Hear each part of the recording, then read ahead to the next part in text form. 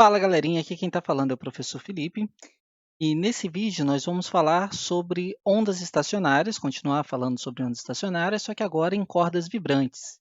E aí isso aqui já pode ser uma preparação para o tópico de acústica que nós vamos falar em vídeos posteriores, ok?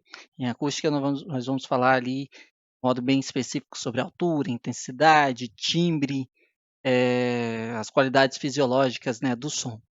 Só que nesse caso, a gente vai começar falando então sobre cordas vibrantes, ondas em cordas vibrantes e, no caso, ondas estacionárias. Porque a onda em uma corda, a gente lembra, né, lá do início, nos primeiros tópicos, que a velocidade de uma onda em uma corda, ela dependia da tração e da densidade linear. Então, era a raiz da tração dividido pela densidade linear, onde a densidade linear era a massa da corda dividida pelo comprimento que a corda possuía.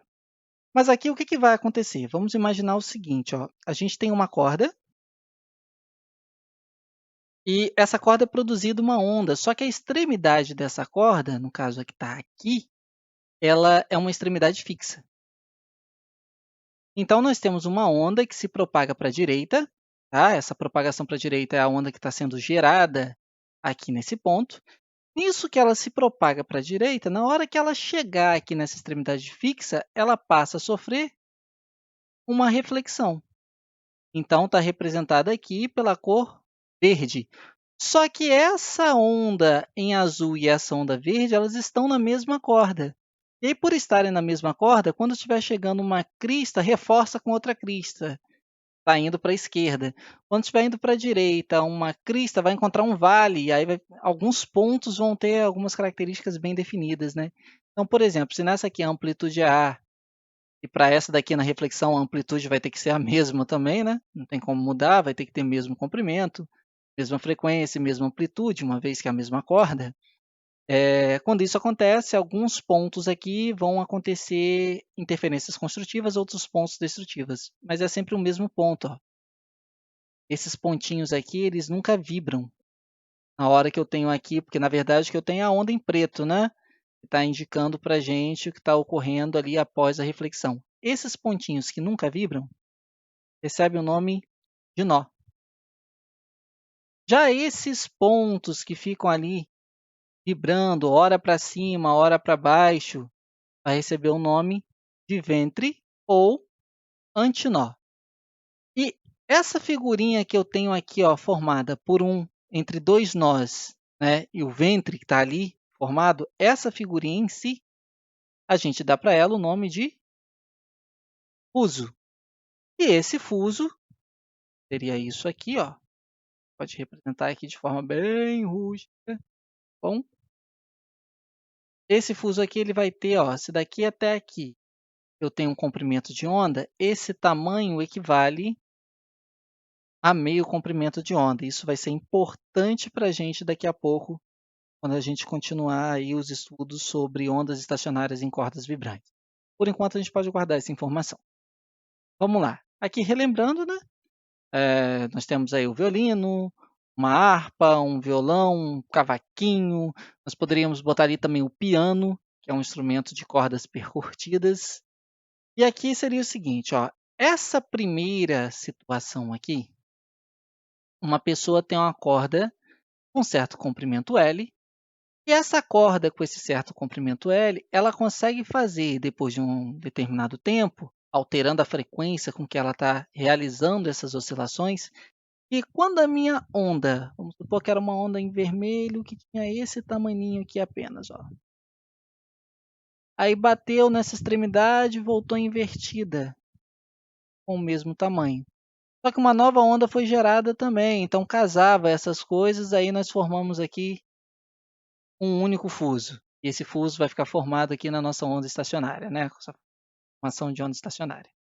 Para essa primeira figura, para esse primeiro caso, nós temos que L, que é o tamanho da corda, né? A distância desse ponto até esse ponto, vai encaixar exatamente o fuso, nesse tamanho L. Então, L eu posso dizer que é, uma vez, lambda sobre 2, que é o tamanho correspondente ao fuso.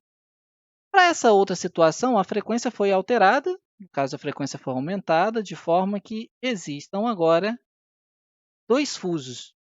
Então, L seria a mesma coisa que 2 fusos. L seria igual a 2 vezes lambda sobre 2. E nessa situação, eu aumentei mais ainda a frequência, de modo que agora eu tenho aqui L, existem 3 fusos ou 3 vezes lambda sobre 2. Nota que, por exemplo, se eu pegasse desse primeiro aqui, primeiro caso, isso aqui lá da equação fundamental, né? V igual a lambda vezes F. Aqui no meu caso, lambda seria igual a 2 L's. Então, eu poderia dizer que V, eu posso, associar que a velocidade é a raiz quadrada de t sobre μ. Então, isso daqui seria a raiz quadrada de t sobre μ. Então, eu posso dizer que a minha frequência seria igual a... Vou passar aqui, né, para o outro lado, raiz quadrada de t sobre μ, 1 dividido por 2L. Só troquei aqui o lambda, né, esse primeiro aqui, lambda, que estava valendo como 2L.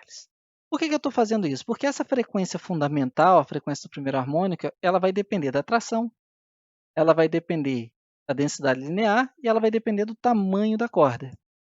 E com relação a isso, se eu for alterando qualquer um desses fatores, eu altero ali a frequência fundamental. A gente já fala com mais propriedade sobre ela, tá bom? Essa palavra que eu usei, harmônico, frequência fundamental, eu sei que pode estar ainda como novidade aí para muita gente, mas eu só vou mostrar como que essas ondas são geradas no simulador. Então, por exemplo, aqui, ó, nós temos esse simuladorzinho. Esse simulador, nós temos aqui, ele tem 4 metros de comprimento, isso eu não consigo alterar. Mas esse bloquinho aqui, ó, eu posso aumentar a massa dele, e aí, consequentemente, ele vai aumentar a força peso e vai aumentar a força de tração. Né? E eu posso mexer na frequência de vibração aqui desse diapasão. A frequência aqui também é possível mexer, e é possível também mexer na densidade linear da corda. Eu já volto para essa simulação já já. Antes da gente ver propriamente essa simulação, eu queria que vocês reparassem nesse fenômeno que está acontecendo nesse vídeo. Então, preste um pouquinho de atenção aí no que acontece no vídeo. Ó. A pessoa está com a mola, fez um pulso, esse pulso é refletido. Né? As extremidades são fixas, é isso que está indicando aí para a gente no vídeo. Aqui seria a nossa linha de equilíbrio, né? A linha vai ser ali um eixo de simetria. E aí a pessoa começa a oscilar. Ó. A frequência está indo e voltando, indo e voltando. Isso é chamado de primeiro harmônico. Primeiro harmônico porque só tem um fuso envolvido ali. Bom, a gente fala novamente com mais propriedades dos harmônicos lá para frente. Então, ó, tempo que leva para ir e voltar. Se ele for aumentando a frequência, vai chegar um ponto que, ó, esse pontinho aqui, onde eu estou com o mouse, praticamente não oscila. Então, agora nós temos aqui os 2 fusos. Ó, nó, nó, nó, ventre ou antinó, ventre ou antinó. E voltou para aquele fundamental. Vai aumentar a frequência de modo a ter 3 fusos. Ó. Um nó, outro nó, um ventre, 2 ventres, 3 ventres. Ou 3 antinós, né? Envolvidos. E aí, se ele for aumentando a frequência cada vez mais, ele consegue ter 5 fusos,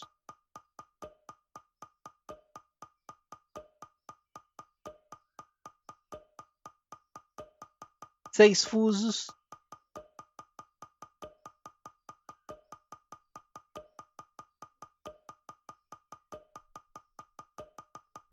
7.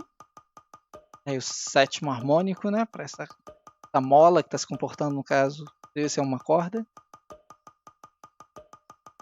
8º, tem 8 ventres aí envolvidos. Então, essa é a demonstração na prática, né? A maneira de trazerem vocês para uma mais próximo possível de uma aula experimental.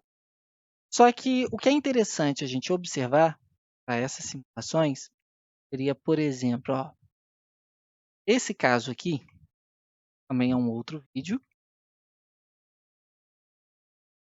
em que vai ser demonstrado para a gente um experimento praticamente caseiro, Another way to quase look que a at gambiarra, resonance né? is to look at what are called modes of vibration on a string. A mode is just a frequency at which a string, like the one shown here, wants to vibrate naturally in exactly the same way as a simple harmonic oscillator wants to vibrate naturally at some frequency. What we have here is a string that's anchored on one end. On the right-hand side, you can see it's tied onto a clamp that's clamped to the table.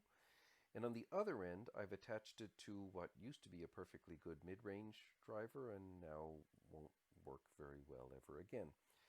We'll see in a minute. I'll zoom in on some of the details here to see how this thing is going to work.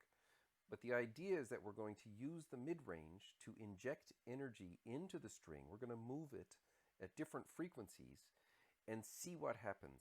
See how the string behaves if we move it at a very specific and a well-chosen in advance frequency to see if we can force it into behaving as it normally would when it's ringing at one of its modes of vibration.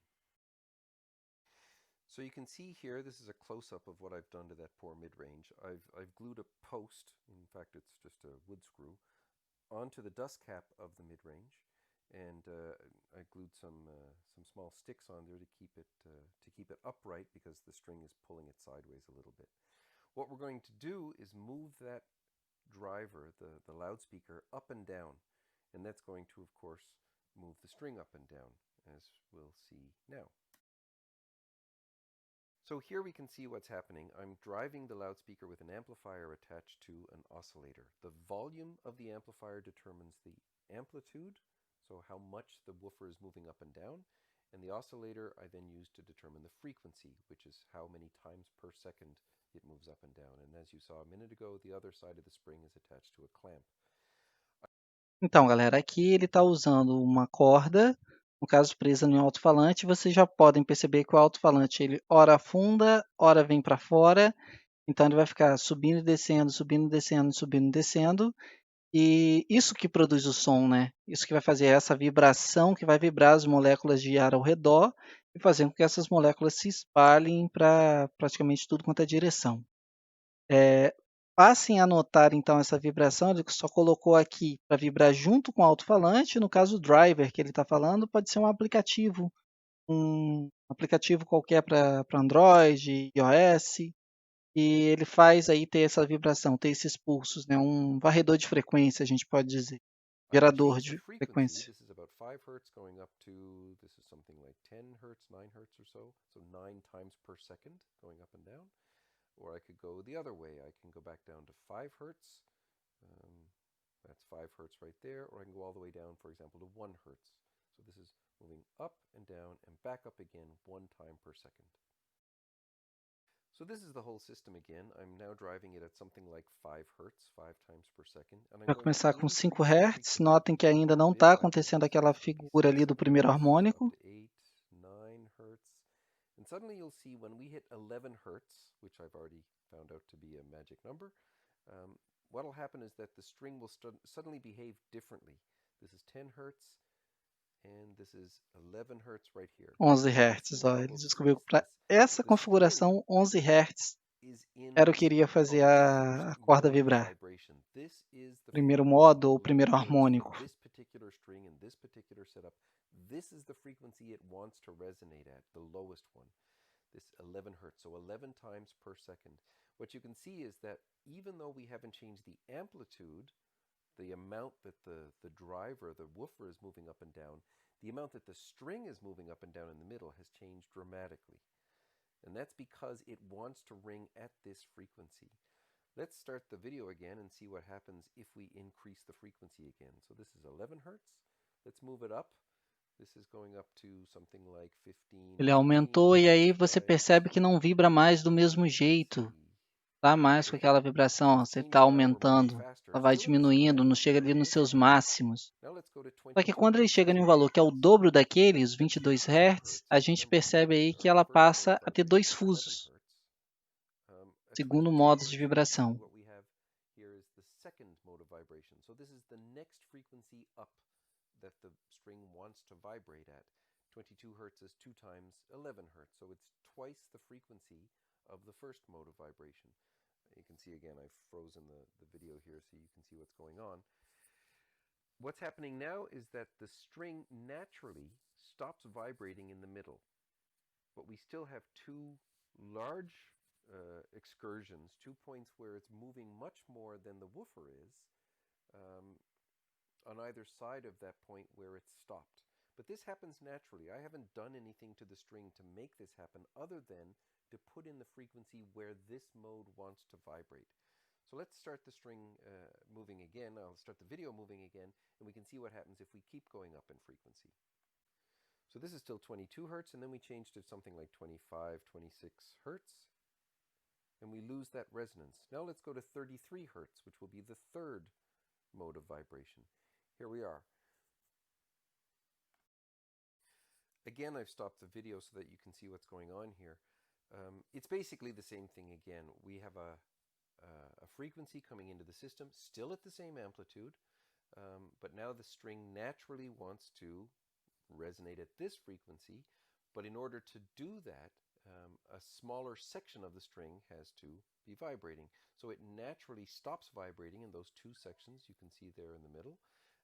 And we have these three areas where the string is vibrating up and down more than the amplitude that we're putting in from the woofer. Let's start the video again and go higher in frequency. This is 33 hertz. Let's go up to 37, 38 hertz and up to 44 hertz. Right there.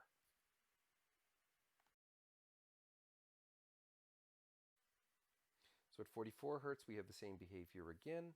Now we have 3 points on the string where it's not vibrating and 4 points where it's vibrating more than the amount of energy that we're putting in, or the excursion that we're putting in using the woofer.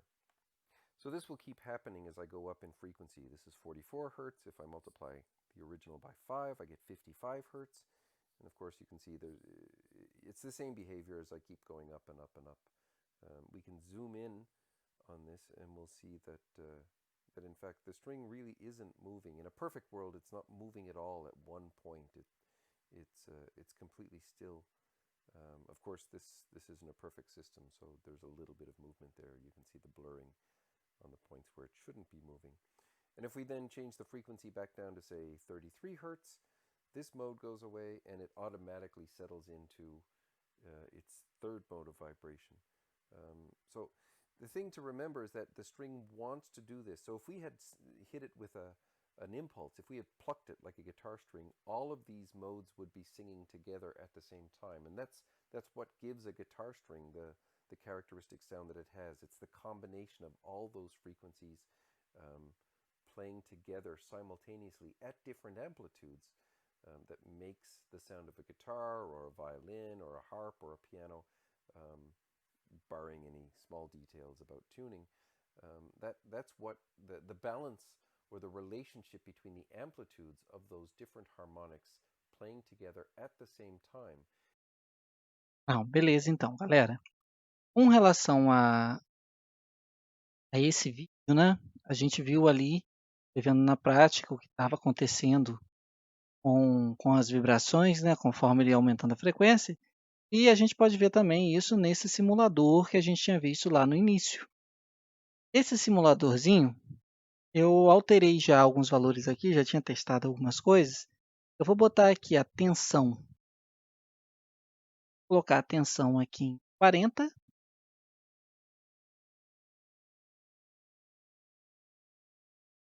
Beleza. A densidade linear, eu vou reduzi-la para o menor valor possível. Não, vou botar 0,3. 0,3 vezes 10 a menos 3 kg por metro. E para esse caso aqui, a minha frequência fundamental ela será 45. Notem, ele está vibrando. Se eu aumentar a frequência de 45 até 90, ou próximo ali dos 90, né?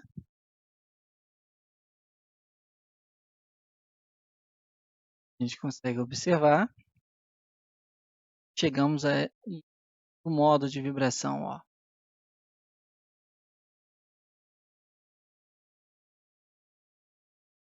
Está no 90. Se eu aumentar para 135, ou seja, 3 vezes o 45, e pelo mouse que é mais rápido, 125, ó, torno de 135 Hz, nós já temos aí nosso terceiro harmônico. Se a gente tentar aumentar aqui para 180, que é 4 vezes o 45, ou 45 a mais do que o valor, né, que a gente vê agora, o 135, a gente consegue chegar aí no quarto harmônico. E se a gente somar 45 nessa história de novo, chegaríamos no quinto harmônico. Obviamente aqui só vai até 210, então não foi possível pegarmos ali no quinto harmônico envolvido. Ok? Seria 200 e 225, né? Então, essa é uma leve demonstração de como que acontece, né? Para a gente poder perceber, poder visualizar o que está acontecendo ali em uma corda. Outra simulação também, para tentar fechar antes da gente ir para o aspecto quantitativo, né? Não ficar apenas aqui no qualitativo, eu queria que vocês olhassem aqui comigo a vibração em uma corda de violino. Ó. Então, esse vídeo é um vídeo em câmera lenta, mostrando para a gente como que é a vibração. Notem que já tem um pouquinho de vibração aqui, ó. Não necessariamente é o fundamental, né? Já tem ali um pouquinho, tem um nozinho. Ela vai aumentando mais ainda para tentar chegar, né, ao fundamental. Tá dobrando aí essa corda de violino.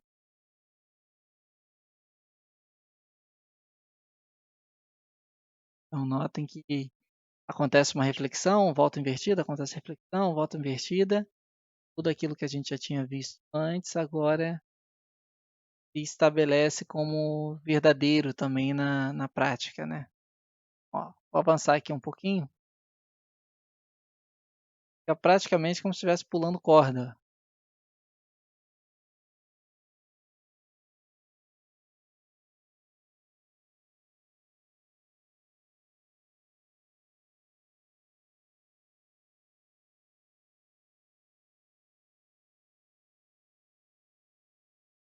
E essa relação ela vai ser essencial para a gente poder entender a aplicação aqui nos nossos slides, né?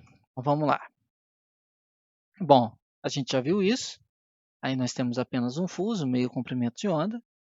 Aqui nós temos dois fusos, 2 vezes meio comprimento de onda. E aqui nós temos 3 fusos, 3 vezes meio comprimento de onda. E aí o que acontece? Acontece que se a corda vibrante ela se encontrar nesse aspecto aqui, a gente diz que é o primeiro harmônico dela. É o fundamental ali para a vibração dela, ou o som fundamental, ou no lugar de som, a gente poderia dizer modo fundamental de vibração dessa corda. E aí, nesse modo de vibração fundamental, se essa corda tem comprimento L, aqui tem uma vez lambda sobre 2, correto? Então, lambda é igual a 2L. Da equação fundamental da ondulatória, V igual a lambda F. F seria V dividido por lambda. Lambda, no caso, está valendo como 2L, V dividido por 2Ls. Chegamos nessa expressão para frequência fundamental. Como que vai ser essa frequência fundamental? Obviamente, se você quiser, você pode substituir esse V aqui por aquele valor, né, que a gente já tinha visto, raiz de T sobre μ, mas aí vai depender de questão para questão. Tudo bem, não vamos nos preocupar muito com isso agora, não. Segundo harmônico, você vai aumentando a frequência, e aí no segundo harmônico, notem que a gente tem 2 fusos. Por termos 2 fusos, 2 vezes lambda sobre 2. Vou passar, né, posso cortar 2 termos, lambda vai ser o próprio L, ou posso escrever que a minha frequência seria, sem cortar nada, né? Então, passei para lá o 2, então vai ficar lambda igual a 2L dividido por 2. Na hora que eu jogar para cá dividindo, vai dar a mesma coisa. Poderia cancelar isso daqui, mas não vou cancelar de propósito. Notem que esse termo aqui, ó, é idêntico a esse, apenas eu estou multiplicando por 2 na frente. Terceiro harmônico, eu tenho 3 fusos, posso falar que lambda é 2 terços de L, né?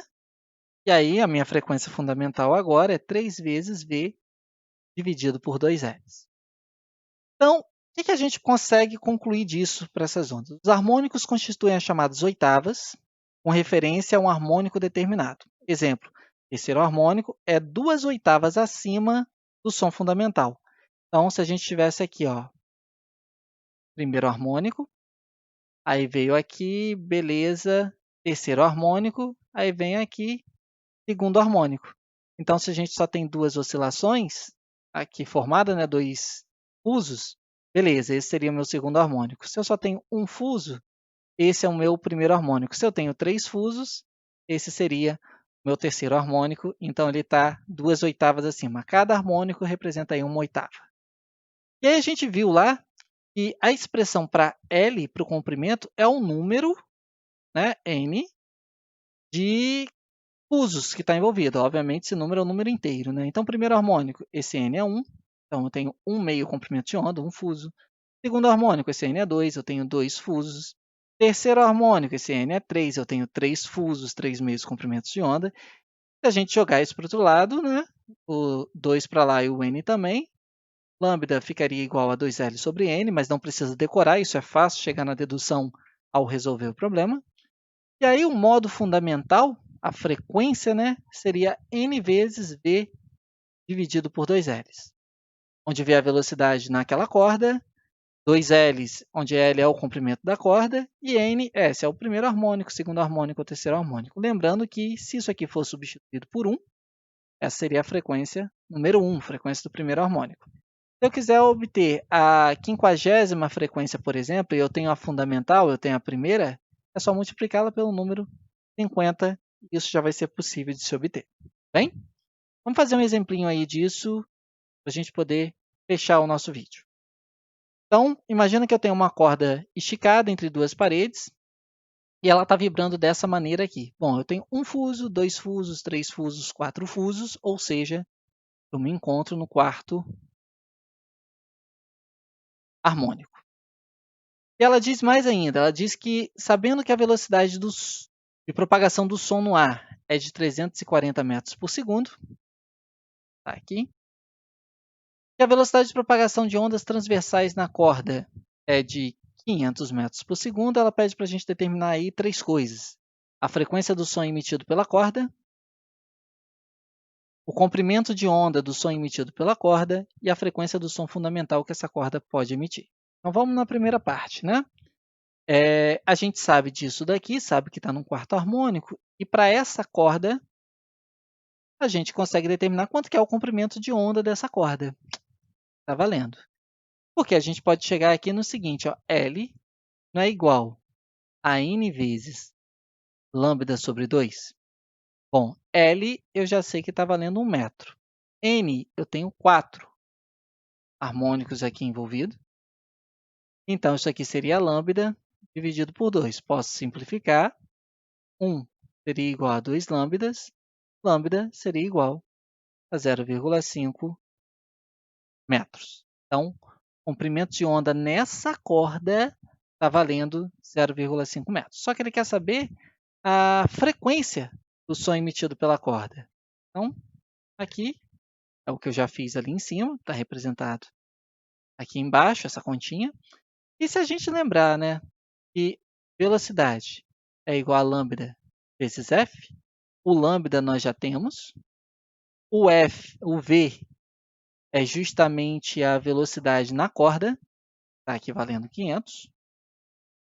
Então, 500 dividido por 0,5, 1000 Hz seria a nossa frequência envolvida. Ele quer saber agora o comprimento de onda do som emitido pela corda. Mesma equaçãozinha fundamental da ondulatória. Velocidade do som é igual ao comprimento de onda do som vezes a frequência. Só que a frequência que essa corda vibra e a frequência do som que ela gera são iguais, porque só depende da fonte.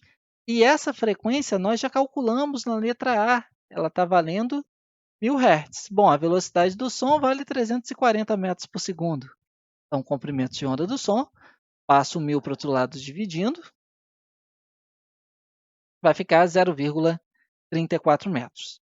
E ela pergunta para a gente quanto que vale a frequência do som fundamental. Bom, nós estávamos no quarto harmônico. O quarto harmônico é 4 vezes a frequência do som fundamental. Essa frequência aqui a gente calculou na letra A.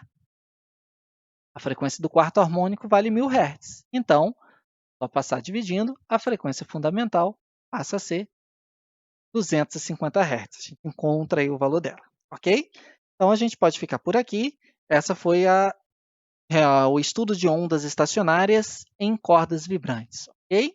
Até o próximo vídeo, galera!